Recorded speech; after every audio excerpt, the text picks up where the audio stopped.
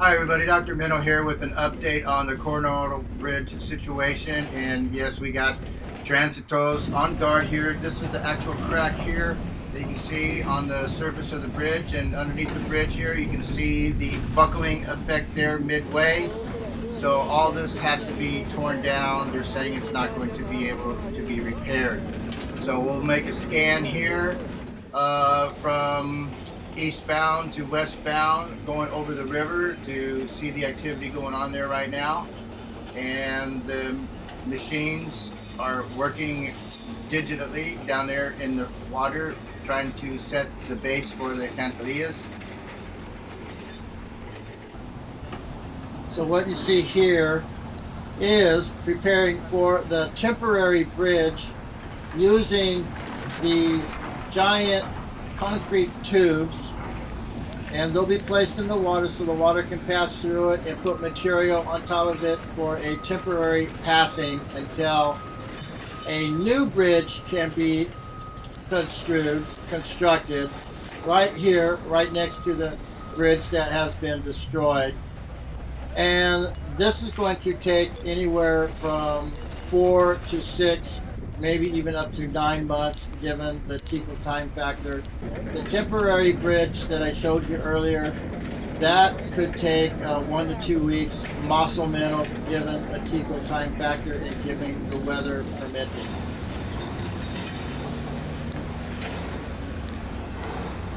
Also, what is permitted to pass on the bridge is bicycles, motorcycles, and pedestrians and people walking across the bridge.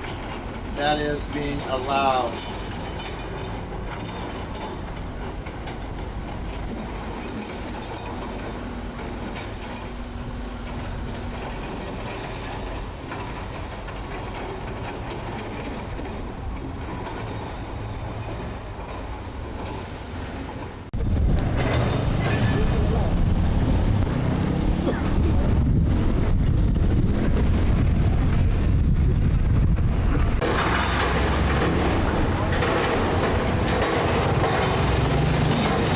What also has continued limited services are bus services, and the bus routes are from Ciudad Nelly to Coronado de Osa and return back to Ciudad Nelly, given the same bus stop times, and also from Dominicao to Coronado and return.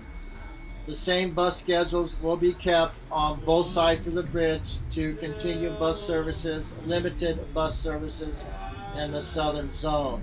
The bus from Perez to Cortez is not in operation, is not in service at this time. Y medio cada una por metro 20 de diámetro. Aún hay que colocar 3 pasos de alcantarilla más para completar 12 filas de alcantarillas suficientes para permitir que el agua pase por esas alcantarillas, ¿verdad? Y después de eso se aplicará otro material grueso en la parte que hace falta para llegar al otro lado del río, y luego pues sí, ya un material más fino para permitir el rodamiento de los vehículos. Don Alberto, este paso provisional que se está habilitando, la idea es que pueda ser tan funcional como para vehículos de carga pesada, autobuses y automóviles también. Desde luego, por ejemplo, para los automóviles no hay mayor restricción.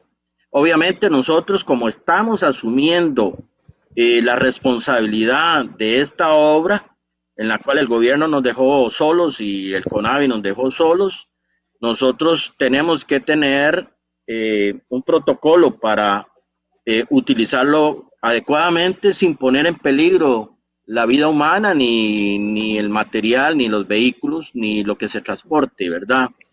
Por eso ahora voy a anunciar cuáles son esas medidas. Una es que, bueno, los vehículos livianos van a poder pasar sin mayor problema. Los buses van a tener que descargar y pasar al otro lado y recoger las personas al otro lado, ¿verdad? Para evitar cualquier situación. Los vehículos de carga tienen que ir al peso permitido y un poquito menos, y eso es pura conciencia. Hemos hablado con bananeros, arroceros y todos los que tengan que ver con transporte de materiales o productos de exportación, que nos ayuden en eso para no presentar ningún problema. Lo otro es que solamente se va a usar una vez vamos a ver, en una vía alternamente, ¿verdad? Vamos a sacar los vehículos de un sector y luego el del otro. And for those of you who follow me on my channel, you know I put a video out last month about the police escort of border-to-border truck transportations. So obviously these heavy loaded trucks cannot pass over the temporary bridge. And what the mayor was saying, Alberto Cole, was that even buses, it sounds like he was saying buses are going to have to unload their passengers. The bus can cross the temporary bridge and the passengers will have to walk across the bridge and embark again on the other side of the bridge. Obviously, heavy loaded trucks will not be able to use this. Now, if they can use the detour from Palmar Norte going through Buenos Aires up to Perez and then down to Dominical, that's possible. Probably add another hour and a half to their trip on those drivers. The whole objective is to escort these heavy burden trucks to border without them stopping and interacting with the locals, the Ticos, and spreading the virus.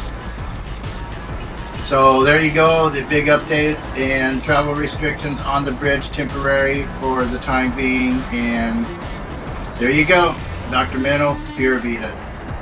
So cut out my tongue, but I still say these escorted trucks are transporting CIA and Mossad drugs to North America. Pura Vida.